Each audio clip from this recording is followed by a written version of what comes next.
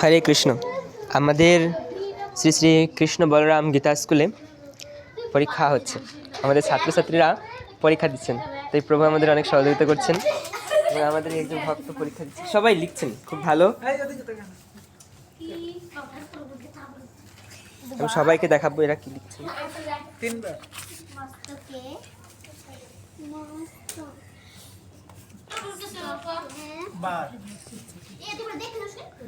কেরা দেখে লেগে থাক, কষ্ট হলে দাঁড়াক। এটা তোমাদের স্কুল না?